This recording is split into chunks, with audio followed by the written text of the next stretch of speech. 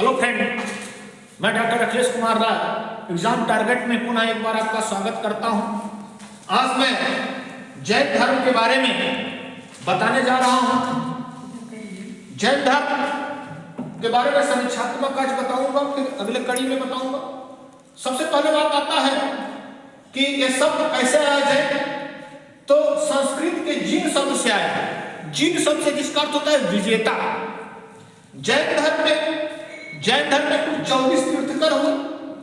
प्रथम तीर्थकर ऋषभदेव, जिनका नाम आदिनाथ भी कहा जाता है। ऋषभदेव या आदिनाथ। पूछता है कि पहला तीर्थकर कौन था, तो आदिनाथ या ऋषभदेव थे। फिर अगला प्रश्न पूछता है कि किस तीर्थकर का नाम ऋग्वेद में आता है। तो दो लोगों का नाम ऋग्वेद में दिया है, पहला ऋषभदेव और दूसरा अरिष्टनेमि। दोनों लोगों का नाम ऋग्वेद में मिलता है। नेक्स्ट प्रश्न पूछता है कि 23वें तीर्थकर कौन थे, तो 23वें तीर्थकर पार्श्वनाथ थे और 24वें तीर्थकर महावीर थे। अंतिम तीर्थकर महावीर ही थे। अब पूछता है कि ये पार्श्वनाथ कहाँ के थे, तो काशी राज्य के थे।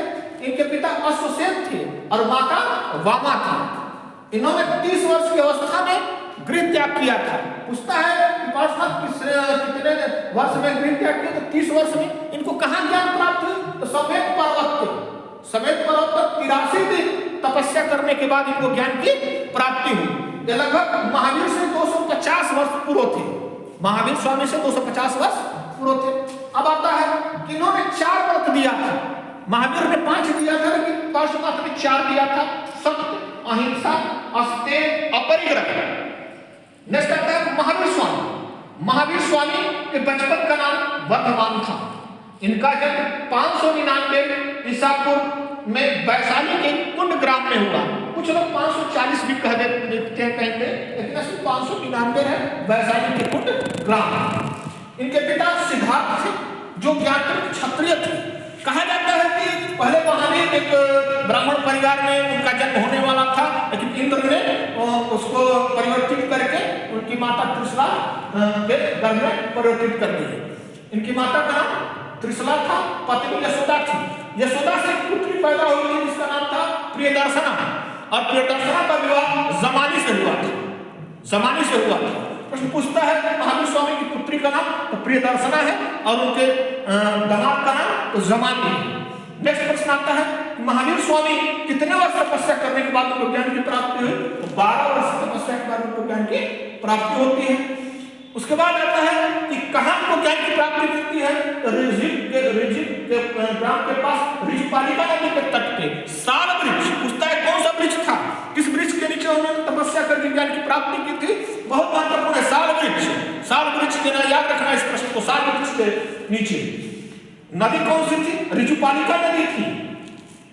उसके बाद महावीर स्वामी को ज्ञान की प्राप्ति हुई। ज्ञान की प्राप्ति जैन धर्म में कैवल्य कहा जाता है। कैवल्य, ज्ञान की प्राप्ति को कैवल्य कहा जाता है। कैवल्य प्राप्त हुआ। इसके बाद केवलिन कहलाए, फिर इन्होंने जिन कहलाए। महावीर स्वामी को जिन भी कहा जाता है। जिन का मतलब होता है विजेता। जिन का मतलब पूछता है कि जिन क्या है, तो विजेता। ज्ञान की प्राप्ति कैवल्य हो गया और अरहत, योग, निर्ग्रंथ, बंधन रहित। महावीर उसके बाद पूरे बंधन रहित हो गए, इसलिए इसे निर्ग्रंथ भी इनको कहा जाता था। महावीर सब अति पराक्रम दिखाए, इसलिए इन्हें महावीर भी कहा गया। अब आता है कि सबसे पहले महावीर स्वामी ने कहाँ उपदेश दिया। पहला उपदेश कहाँ दिया, तो राजगृह में दिया। कहाँ, फिर पूछता है किस पहाड़ी पर दिया, तो विपुलांचल पहाड़ी पर दिया। प्रथम भिक्षु कौन था इनका दामाद जमानी प्रथम भिक्षु था। पूछता है प्रथम भिक्षुणी कौन थी, तो चंदना थी। उसके बाद महावीर स्वामी ने एक जो पार्श्वनाथ का 4 व्रत था, उसमें 5वां व्रत ब्रह्मचर्य जोड़ा, इसलिए अब 5 व्रत हो गए। सत्य, अहिंसा, अस्तेय, अपरिग्रह, ब्रह्मचर्य। इसके अलावा जैन धर्म में त्रिरत्न क्या है। पूछता है जैन धर्म का त्रिरत्न क्या है, तो समय दर्शन, समय ज्ञान और समय चरित्र। That's all. मैं फिर अगले कड़ी में मिलता हूँ। That's all.